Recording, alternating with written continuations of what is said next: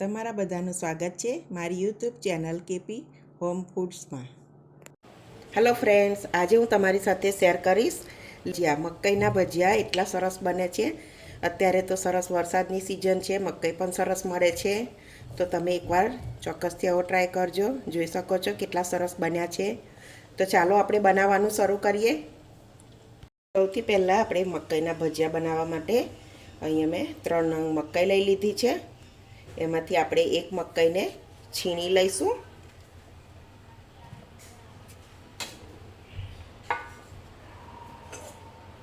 આ રીતે ખમણીની મદદથી આપણે એને છીણી લઈશું.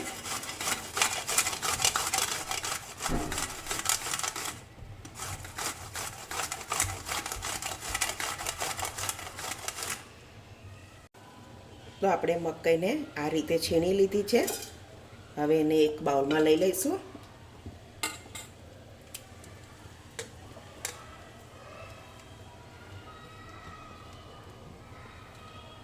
આપણે થોડી મકાઈને આ રીતે સમારી લીધી છે, એ ઉમેરી દઈશું. 1 વાડકી જેટલો ચણાનો લોટ, આખા ધાણા અને મરી અધકચરા વાટી લીધા હતા, 2 નંગ લીલા મરચાં,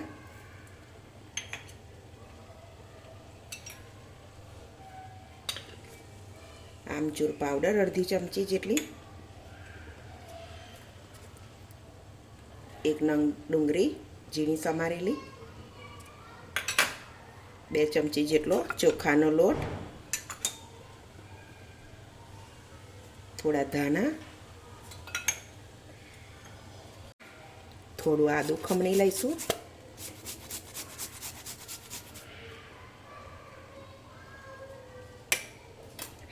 બરાબર મિક્સ કરી લઈશું. આમાં પાણી જરાય ઉમેરવાનું નથી. આપણે આમ જ સરસ આવી જશે મકાઈના આમ જ.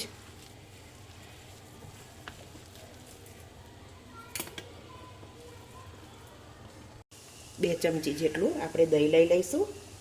તો આપણા ભજીયા બહુ જ મસ્ત થશે થોડું દહીં ઉમેરવાથી.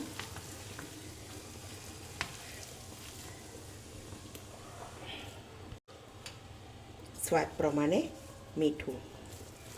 બરાબર મિક્સ કરી લઈશું. હવે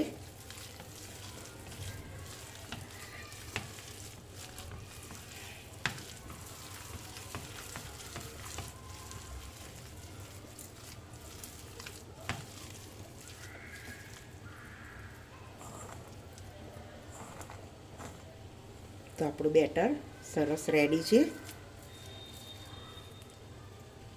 તો આપણે એની ચટણી બનાવવા માટે આપણે થોડા ધાણા લઈ લઈશું, થોડો આદુનો ટુકડો, 2 થી 3 મરચાં, થોડા સિંગદાણા 2 ચમચી જેટલા, થોડું મીઠું, થોડી ખાંડ અને અડધું લીંબુનો રસ.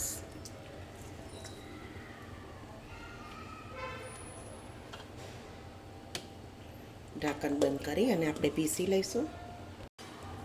તો આપણી ચટણી સરસ થઈ ગઈ છે. આપણે કાઢી લઈએ એને. તેલ ગરમ થવા મૂકી દીધું હતું, સરસ થઈ ગયું હશે. આપણે ચેક કરી લઈશું એને.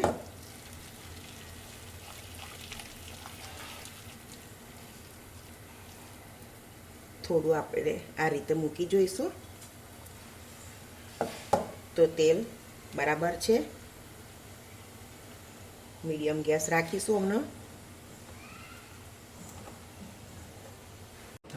તો આપણે આ રીતે બધા મૂકી લઈશું.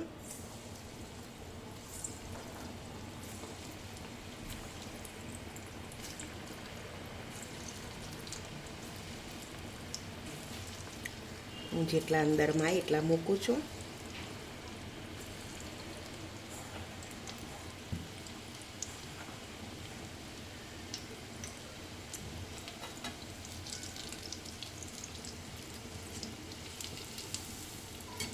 આ રીતે આપણે થોડા બ્રાઉન જેવા થાય એટલે ફેરવી લેવાના.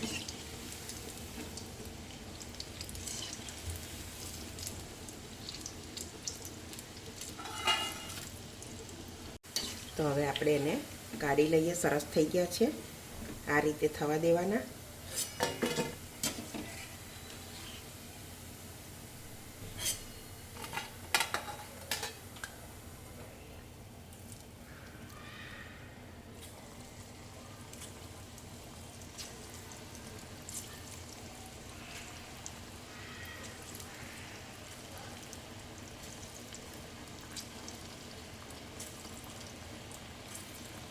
આપણે બીજા આ રીતે થવા દઈશું. આપણે બધા જ ભજીયા આ રીતે તળી લઈશું. હવે તો આપણા બધા જ મકાઈના ભજીયા બનીને રેડી છે. સરસ આપણા ભજીયા રેડી છે. તો આપણે એને સર્વ કરી લઈશું.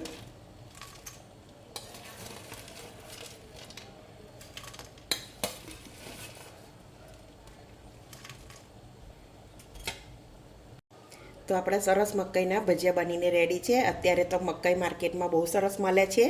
તો તમે ચોક્કસથી એકવાર આવો ટ્રાય કરજો. જો બહુ સરસ બને છે. અત્યારે તો વરસાદની સિઝનમાં ખાવાની પણ મજા આવે. તો તમે ચોક્કસથી એકવાર આવો જરૂરથી ટ્રાય કરજો. અને જો મારો આજનો વિડીયો ગમતો હોય તો મારા વિડીયોને લાઇક કરજો, તમારા ફેમિલીમાં શેર કરજો અને મારી ચેનલને સબસ્ક્રાઈબ કરજો. તો હવે મળીશું એક નવી રેસીપીમાં. ત્યાં સુધી બધાને જય સ્વામિનારાયણ.